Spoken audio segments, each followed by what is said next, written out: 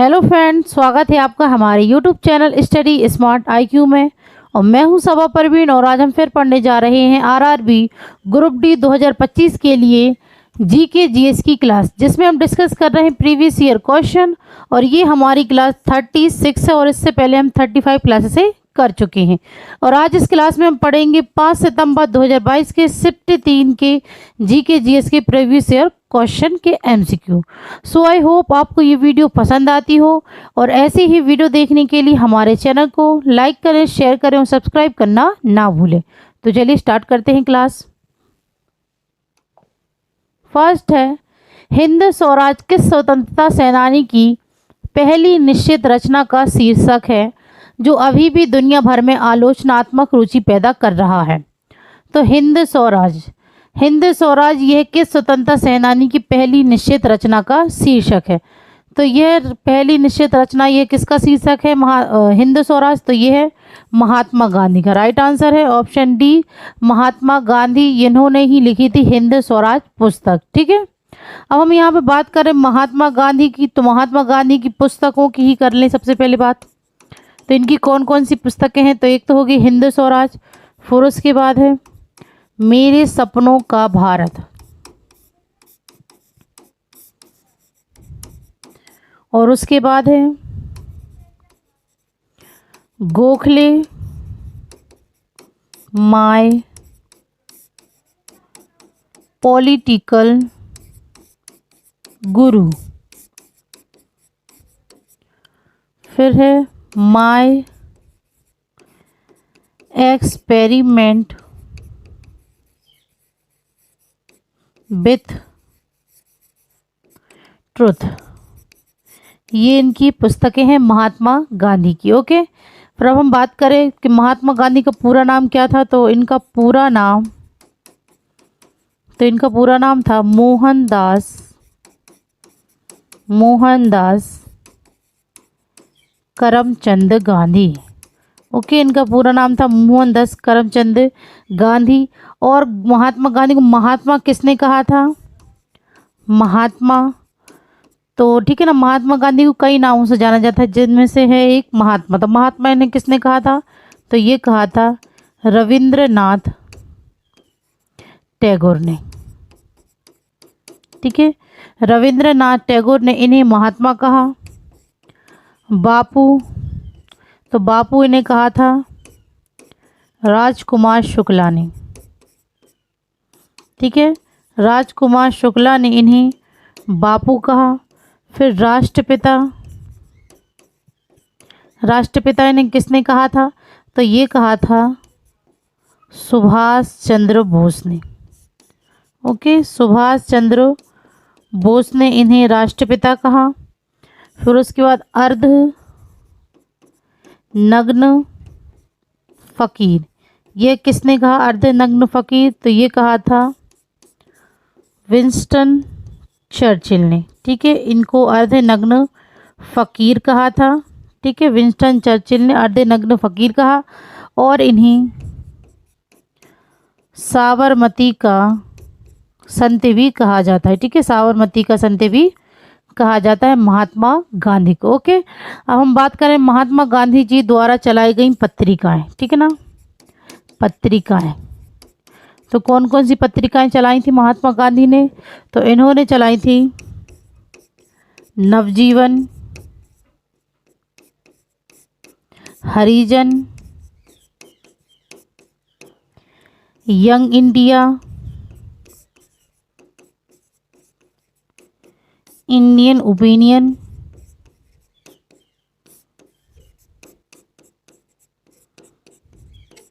ठीक है, ये पत्रिकाएं चलाई थी महात्मा गांधी ने, इंडियन ओपिनियन। ओके, तो ये थी इनकी पत्रिकाएं।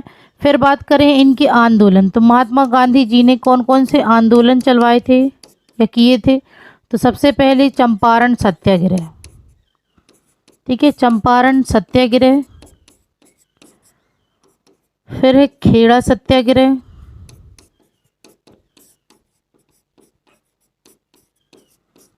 उसके बाद है रॉलेट सत्याग्रह।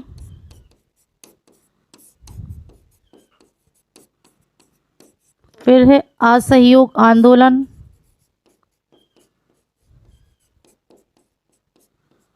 असहयोग आंदोलन।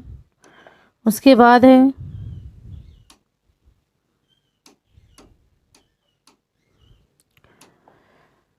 ठीक है, असहयोग आंदोलन के बाद सविनय अवज्ञा आंदोलन, और उसके बाद है भारत छोड़ो आंदोलन। ठीक है, भारत छोड़ो आंदोलन। ठीक है, तो सबसे पहले चंपारण सत्याग्रह ये कब हुआ था? ये हुआ था 1917 में। खेड़ा सत्याग्रह 1918 में। रॉलेट सत्याग्रह 1919 में। असहयोग आंदोलन 1920 में। सविनय अवज्ञा आंदोलन 1930 में। और भारत छोड़ो आंदोलन 1942 में। ठीक है, तो ये थे आंदोलन जो कि महात्मा गांधी जी ने किए थे। ठीक है, महात्मा गांधी के राजनीतिक गुरु कौन थे? राजनीतिक गुरु, तो महात्मा गांधी के राजनीतिक गुरु थे गोपाल कृष्ण गोखले। ठीक है, गोपाल कृष्ण गोखले ये इनके राजनीतिक गुरु थे महात्मा गांधी के। ठीक है, चलिए, तो ये थी सारी डिटेल महात्मा गांधी के बारे में। आई होप आपको ये पसंद आए और आप इसकी नोट ज़रूर बनाइएगा, क्योंकि नोट पढ़ने के लिए बहुत ज़्यादा ज़रूरी है। ठीक है ना, रिवाइज करने के लिए नोट इज़ इम्पोर्टेंट। एक मिनट। ठीक है, तो फिर अब हम बात करें जवाहरलाल नेहरू। तो जवाहरलाल नेहरू यह भारत के पहले प्रधानमंत्री थे। ठीक है, भारत के पहले प्रधानमंत्री थे जवाहरलाल नेहरू, और सबसे लंबा कार्यकाल इनका ही रहा था। ठीक है ना, जवाहरलाल नेहरू का। और इनकी पुस्तक कौन सी है जवाहरलाल नेहरू की? तो इनकी पुस्तक है discovery of India. Okay, discovery of India, यह है इनकी पुस्तक है जवाहरलाल नेहरू की। ठीक है, फिर अब हम बात करें लाला लाजपत राय। तो लाला लाजपत राय यह है, इन्हें पंजाब केसरी, पंजाब केसरी, पंजाब का शेर इन्हें कहा जाता है। ठीक है, पंजाब केसरी के इन नाम से इन्हें जाना जाता है, लाला लाजपत राय को। लाला लाजपत राय इन्होंने पंजाब नेशनल बैंक की स्थापना की थी। ठीक है, पंजाब नेशनल बैंक की स्थापना की थी, और यह गर्मपंथी नेता थे। ठीक है, गर्मपंथी नेता थे, और यह 3 तिकड़ी में शामिल थे। ठीक है ना, तिकड़ी में लाल बाल पाल में यह शामिल थे। ठीक है ना, और ये गरम दल के नेता थे। ठीक है, लाला लाजपत राय। फिर अब हम बात करें दादा भाई नौरोजी। तो दादा भाई नौरोजी यह INC यानी कि भारतीय राष्ट्रीय कांग्रेस के पहले फारसी अध्यक्ष थे। ठीक है, पहले फारसी अध्यक्ष थे, और ये कब बने थे? तो यह बने थे 1886 में कलकत्ता अधिवेशन में। ठीक है, 1886 में कलकत्ता अधिवेशन में इन्होंने अध्यक्षता की थी। ठीक है ना, दादा भाई नौरोजी ने। ठीक है, दादा भाई नौरोजी यह 3 बार INC के अध्यक्ष बने। एक मिनट।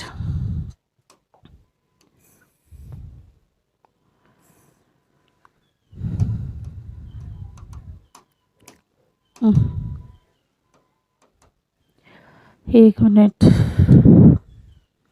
ठीक है, ये तो यहाँ बात करते हैं हम दादा भाई नौरोजी। ठीक है ना, दादा भाई नौरोजी।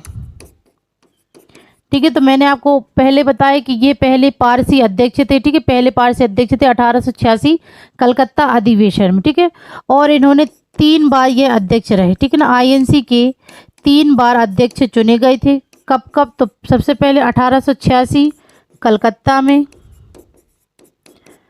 फिर उसके बाद 1893 में लाहौर में, और उसके बाद 1906 में कलकत्ता में। ठीक है, तो इन्होंने 3 बार अध्यक्षता की थी INC की, 1886, 1893 और 1906 में। ठीक है, दादा भाई नौरोजी इनकी पुस्तक कौन सी थी? तो इनकी पुस्तक थी poverty and un British rule in India. ठीक है, इनकी पुस्तक थी poverty and un British rule in India. Okay, दादा भाई नौरोजी की। ठीक है, तो ये थी इनके बारे में डिटेल। ओके, तो आप इसे अच्छे से नोट कर लीजिएगा। ओके, तो चलिए नेक्स्ट करते हैं। आज थोड़ा बोर्ड डिस्टर्ब कर रहा है, ठीक है ना, तो आप लोग थोड़ा मैनेज कर लीजिए। हाँ, चलिए तो नेक्स्ट है, खजुराहो के मंदिरों का निर्माण किस राजवंश के दौरान हुआ था? तो खजुराहो के मंदिरों का निर्माण यह किस राजवंश के दौरान हुआ था? तो ये हुआ था चंदेल राजवंश के दौरान हुआ था। राइट आंसर है ऑप्शन बी। ओके, नेक्स्ट है, क्लोरीन, ब्रोमीन और आयोडीन एक डोबेराइनर त्रिक बनाते हैं। क्लोरीन और आयोडीन के परमाणु द्रव्यमान का औसत के निकट होगा। तो क्लोरीन और ब्रोमीन और आयोडीन यह एक डोबेराइनर त्रिक बनाते हैं जिनमें क्लोरीन और आयोडीन के परमाणु द्रव्यमान का औसत के निकट होगा। तो ये होगा 79.9 के निकट होगा। Okay, right answer option C. Next है, संचारण एक प्रकार की डैश है। तो संचारण यह एक प्रकार की ऑक्सीकरण अभिक्रिया। Right answer option D. Next है, नवकलेवारा उत्सव उड़ीसा के जगन्नाथ मंदिर में मनाया जाता है। इस त्यौहार में नीम की लकड़ियों से नई मूर्तियां बनाई जाती हैं और डैश के दौरान उन्हें बदल दिया जाता है। तो नवकलेवारा उत्सव उड़ीसा के जगन्नाथ मंदिर में मनाया जाता है और इस त्यौहार में नीम की लकड़ियों से नई मूर्तियां बनाई जाती हैं और इन्हें डैश के दौरान बदल दिया जाता है। तो इन्हें अधिक मास के दौरान बदल दिया जाता है। Right answer option A. Next है, मुद्रास्फीति से निपटने के लिए आरबीआई द्वारा निम्नलिखित में से कौन सा उपाय अपनाए जाने की संभावना है? तो मुद्रास्फीति से निपटने के लिए आरबीआई द्वारा अपनाए जाने की संभावना है। तो ये है CRR बढ़ाएं और रेपो दर बढ़ाएं। तो राइट आंसर होगा ऑप्शन 1, दोनों ए और बी। ठीक है, दोनों ही उपाय अपनाए जाने की संभावना है आरबीआई के द्वारा। ओके, नेक्स्ट है, ट्रांसपेरेंसी इंटरनेशनल ने भ्रष्टाचार धारणा सूचकांक 2021 जारी किया। इस सूचकांक में भारत का स्थान क्या है? तो ट्रांसपेरेंसी इंटरनेशनल ने भ्रष्टाचार धारणा सूचकांक 2021 जारी किया और इस सूचकांक भारत का स्थान है 85वां। ठीक है, 85वां स्थान है भारत का। Right answer option A. Next है, वनों के संदर्भ में निम्नलिखित में से कौन सा कथन गलत है? तो वनों के संदर्भ में कौन सा कथन गलत है? सबसे पहला है, बे पानी का संरक्षण करते हैं। तो ये कथन तो सही है। फिर है, बे मिट्टी का संरक्षण नहीं करते। तो ये कथन गलत है। फिर है, बे विभिन्न प्रकार के उत्पाद प्रदान करते हैं। तो ये कथन सही है। फिर है, बे वनस्पतियों जीवों की विशाल विविधता को बरकरार रखते हैं। तो ये कथन भी सही है। तो इसमें से गलत है कि बे मिट्टी का संरक्षण नहीं करते। राइट आंसर है ऑप्शन बी। ओके, नेक्स्ट है, नए जल प्रबंधन और नीति केंद्र का नाम क्या है जिसका उद्घाटन मार्च 2022 में भारत सरकार के प्रधान वैज्ञानिक सलाहकार प्रो के विजय राघवन ने किया था? तो नए जल प्रबंधन और नीति केंद्र का नाम, तो इसका नाम है एक्वा मैप। राइट आंसर है ऑप्शन बी। नेक्स्ट है, लेड 2 नाइट्रेट तथा पोटेशियम आयोडाइड के विलयन को मिश्रित करने पर अपक्षेपित होने वाले यौगिक का नाम। तो अपक्षेपित होने वाले यौगिक का नाम है lead iodide. Right answer option A. Next है, ओजोन के अणु में कितने ऑक्सीजन परमाणु उपस्थित होते हैं? तो ओजोन के एक अणु में 3 ऑक्सीजन परमाणु उपस्थित होते हैं। Right answer option C. Next है, सितंबर 2021 में निम्नलिखित में से किस राज्य सरकार ने अपने 75 जिलों में ग्रामीण खेल आयोजन आयोजित किए? तो सितंबर 2021 में किस राज्य सरकार ने? तो ये किए थे उत्तर प्रदेश राज्य सरकार ने अपने 75 जिलों में ग्रामीण खेल आयोजन आयोजित किए थे। ओके, नेक्स्ट है, पौधों में उत्सर्जन की प्रक्रिया के संबंध में कौन सा कथन गलत है? तो पहला है, अपशिष्ट उत्पाद पुराने जाइलम में रेजिन और गोंद के रूप में संग्रहित होते। तो ये कथन सही है। फिर है, अपशिष्ट उत्पाद गिरने वाली पत्तियों में संग्रहित होता है। तो ये भी सही है। फिर है, प्रकाश संश्लेषण का अपशिष्ट उत्पाद स्टार्च के रूप में संग्रहित होता है। तो ये कथन गलत है। फिर है अपशिष्ट उत्पाद कोशिकीय राजधानियों में संग्रहित होते हैं, तो ये भी सही है। तो राइट आंसर है ऑप्शन सी। चलिए नेक्स्ट है, एक डैश प्रस्तावित विधायी कानून का एक मसौदा है, तो यह एक बिल प्रस्तावित विधायी कानून का एक मसौदा है। Right answer option D. Next है, बाजार में कॉफी की कीमत में परिवर्तन के प्रति चाय की मांग की प्रतिक्रिया का माप ये डैश का उदाहरण है, तो यह उदाहरण है मांग की क्रॉस इलास्टिसिटी का। Right answer option A. Next है, निम्नलिखित में से किस कोशिकीय घटक को कोशिका की प्रोटीन फैक्ट्री के नाम से जाना जाता है? तो प्रोटीन की फैक्ट्री के नाम से किसे जाना जाता है? तो ये जाना जाता है राइबोसोम को। Right answer option C. Next है, निम्नलिखित में से किस विश्वविद्यालय ने मौलाना अबुल कलाम आजाद ट्रॉफी 2021 जीती? तो यह जीती थी पंजाब विश्वविद्यालय ने। Right answer option A. Next है, ब्यूटेन और पेंटेन के समावयव की कुल संख्या क्रमशः? तो ब्यूटेन और पेंटेन के समावयव की कुल संख्या है 2 और 3। Right answer option C. Next है, देश के मौद्रिक प्राधिकरण की कुल देयता को डैश कहा जाता है? तो देश की मौद्रिक भारतीय रिजर्व बैंक की कुल देयता को कहा जाता है आधार मुद्रा। Right answer option D. Next है, निम्नलिखित में से कौन सा उपकरण विद्युत मोटर का उपयोग नहीं करता? विद्युत पंखा, विद्युत मिक्सर, गैल्वेनोमीटर और कंप्यूटर। तो विद्युत उपकरण विद्युत मोटर का उपयोग नहीं करता है, तो ये है galvanometer. Right answer option A. Next है, जब भारत की तरह विधानमंडल के 2 सदन होते हैं तो इसे डैश विधानमंडल कहा जाता है? तो जब भारत की तरह विधानमंडल के 2 सदन होते हैं तो इसे द्विसदीय विधानमंडल कहा जाता है। ओके, चलिए नेक्स्ट है, क्षण चुंबक के चुंबकीय क्षेत्र के बारे में निम्नलिखित कथनों पर विचार कीजिए और उपरोक्त में से कौन सा कथन सही है? तो यह हमें बताना है। पहला है, इसमें परिमाण तथा दिशा दोनों होते हैं, तो ये सही है। फिर है, चुंबकीय क्षेत्र रेखाएं समवृत्त वक्र होती हैं, तो ये भी सही है। तो यहाँ पे दोनों ही सही है, तो ये राइट आंसर है ऑप्शन फर्स्ट ए तथा बी दोनों। ओके, चलिए नेक्स्ट है, निम्नलिखित में से कौन सा बेकिंग सोडा का उपयोग नहीं है? पीने के जल में जीवाणुओं से मुक्त करने के लिए, तो ये बेकिंग सोडा का उपयोग नहीं है। फिर है, सोडा अम्ल अग्निशामक है, तो ये सही है, बेकिंग सोडा का उपयोग है।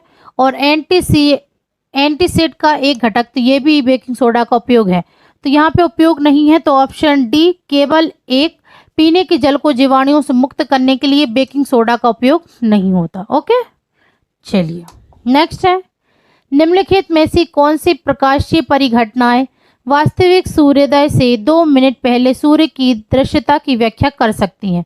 तो ये कौन सी प्रकाशीय परिघटनाएं हैं? तो ये है वायुमंडलीय अपवर्तन। राइट आंसर ऑप्शन डी, वायुमंडलीय अपवर्तन प्रकाशीय परिघटनाएं वास्तविक सूर्योदय से 2 मिनट पहले सूर्य की दृश्यता की व्याख्या कर सकती हैं। ओके, नेक्स्ट है, निम्नलिखित में से किस भाषा को वर्ष 2014 में शास्त्रीय भाषा घोषित किया गया? तो हमें कितनी शास्त्रीय भाषाएं प्राप्त हैं? 6 शास्त्रीय भाषा, ठीक है ना। 6 शास्त्रीय भाषाएं हैं जो कि 8वीं अनुसूची में, ठीक है ना, 8वीं अनुसूची में है। सबसे पहली है तमिल। तमिल इसे 2000 में दर्जा दिया गया था, 2004 में।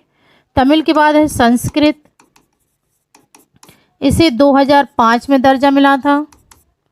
फिर उसके बाद है तमिल के बाद है तेलुगु, तो तेलुगु को मिला था 2008 में। और कन्नड़, तो कन्नड़ को मिला था 2008 में, ठीक है। फिर उसके बाद है मलयालम, मलयालम को मिला था 2013 में। और उड़िया को मिला है 2014 में, ठीक है। तो यहाँ पे पूछा गया है कि किस भाषा को 2014 में शास्त्रीय भाषा घोषित किया गया था? तो ये किया गया था उड़िया को। राइट आंसर है ऑप्शन ए, उड़िया। नेक्स्ट है, भारत कितने देशों के साथ अपनी स्थलीय सीमाएं साझा करता है? तो कितने देशों के साथ? तो 7 देशों के साथ अपनी स्थलीय सीमा साझा करता है। और नेक्स्ट है, पृथ्वी की पपड़ी में खनिजों के रूप में केवल डैश कार्बन होता है? तो पृथ्वी की पपड़ी में खनिजों के रूप में केवल 0.02% कार्बन होता है। Right answer option D. Next है, भारत 2002 में भारत के संविधान के किस अनुच्छेद में संशोधन किया गया था और एक खंड के जोड़ा गया था, जिसमें कहा गया था कि 6 वर्ष और 14 वर्ष की आयु के बीच अपने बच्चे या जैसा भी मामला हो को शिक्षा के अवसर प्रदान करने के लिए माता पिता या अभिभावक कौन है? तो ये किस अनुच्छेद में? तो ये अनुच्छेद 51A। Right answer option D. और इसे 86वें संवैधानिक संशोधन अधिनियम द्वारा 2002 में जोड़ा गया था, जो कि हमारा 11वां मौलिक अधिकार था। ठीक है, 11वां मौलिक अधिकार जो कि था शिक्षा का अधिकार। ठीक है, चलिए नेक्स्ट है, एक स्वस्थ वयस्क की वृक्क प्रतिदिन 180 लीटर निस्पंद उत्पन्न करती है, परंतु एक व्यक्ति केवल 1 लीटर या 1.5 लीटर मूत्र ही उत्सर्जित करता है। पुनः अवशोषित निस्यंदन की मात्रा किस कारकों पर निर्भर करती है? तो यह निर्भर करती है उत्सर्जित किए जाने अतिरिक्त जल की मात्रा और विघटित हुई अपशिष्ट की मात्रा पर। Right answer option D. Okay, next है, बढ़ी हुई स्वदेशी सामग्री और बेहतर प्रदर्शन के साथ ब्रह्मोस सुपरसोनिक क्रूज मिसाइल का 20 जनवरी 2022 को सुबह 10:30 बजे ओडिशा के तट पर डैश में एकीकृत परीक्षण रेंज से सफलतापूर्वक परीक्षण किया गया था। तो ब्रह्मोस सुपरसोनिक क्रूज मिसाइल का ओडिशा के तट पर परीक्षण किया गया, तो ये किया गया था चांदीपुर में। ठीक है, Chandipur. Right answer option C. Next है, यौगिक एक्स का उपयोग कांच और साबुन उद्योग में किया जाता है। तो यौगिक एक्स का उपयोग कांच और साबुन उद्योग में किया जाता है। इस यौगिक में क्रिस्टलीकरण के जल के 10 अणु उपस्थित होते हैं। इसके विलयन का pH मान 7 से अधिक है। तो योग एक्स की पहचान है ये धावन soda. Right answer option A. Next है, निम्नलिखित में से सबसे छोटी अभाज्य संख्या कौन सी है? तो इनमें से सबसे छोटी भाज्य संख्या है तो ये है 4। राइट आंसर है ऑप्शन बी। नेक्स्ट है, त्रिकोणीय कांच के प्रिज्म के माध्यम से अपवर्तन से गुजरने वाली प्रकाश की किरण के लिए निम्नलिखित में से कौन सा कथन सदैव सत्य है? पहला है आपतन कोण आपतित किरण तथा आपतन बिंदु पर अभिलंब के बीच का कोण होता है, तो ये सही है। फिर है आपतन कोण उद्भव कोण के बराबर होता है, तो ये गलत है। फिर है विचलन कोण आपतित किरण तथा निर्गत किरण के बीच का कोण होता है, तो ये भी सही है। तो इसमें राइट आंसर होगा ऑप्शन डी, ए तथा सी दोनों। ओके, नेक्स्ट है, डैश नदी ब्रह्मपुत्र नदी प्रणाली का एक हिस्सा है। तो इनमें से कौन सी नदी ब्रह्मपुत्र नदी प्रणाली का एक हिस्सा है? तो ये है लोहित नदी। Right answer option A. Next है, भारत की सीमा किस देश के साथ 4096.70 किलोमीटर चलती है? तो यह चलती है बांग्लादेश के साथ। Right answer option C. Next है, निम्नलिखित में से किस प्रकार का अलैंगिक प्रजनन रोटी के कवक राइजोपस द्वारा दर्शाया गया है? तो यह दर्शाया गया है बीजाणु निर्माण के द्वारा। Right answer option B. Next है, फोकल लंबाई की एसआई इकाई, तो ये है मीटर। राइट आंसर है ऑप्शन ए, फोकल लंबाई की एसआई इकाई मीटर है। नेक्स्ट है, 2 ओम 3 ओम और 6 ओम के 3 प्रतिरोधक श्रेणी क्रम में संयोजित हैं, संयोजन का प्रतिरोध है। तो श्रेणी क्रम तो R1 बराबर 2 ओम, R2 बराबर 3 ओम और R3 बराबर है 6 ओम। ये प्रतिरोधक श्रेणी क्रम में संयोजित हैं, तो इनके लिए सूत्र होगा R बराबर R1 plus R2 plus R3 arrow plus RN। R1 है 2, R2 है 3 प्लस R3 है 6, तो इक्वल होगा 11 ओम। तो यही हमारा राइट आंसर है ऑप्शन सी। ओके, नेक्स्ट है, द्वितीय पंचवर्षीय योजना में किस क्षेत्र पर सर्वाधिक बल दिया गया? तो यह दिया गया है उद्योग पर। Right answer option B. Next है, लोकसभा ने पारिवारिक न्यायालय संशोधन विधेयक पारित किया। तो लोकसभा ने पारिवारिक न्यायालय संशोधन विधेयक पारित किया था जुलाई 2022 में। Right answer option C. तो ये थी आज की हमारी क्लास आरआरबी ग्रुप डी 2025 की जीके जीएस की क्लास। आई होप आपको ये वीडियो पसंद आई हो और ऐसे ही वीडियो देखने के लिए हमारे चैनल को लाइक करें, शेयर करें, सब्सक्राइब करें। Thank you.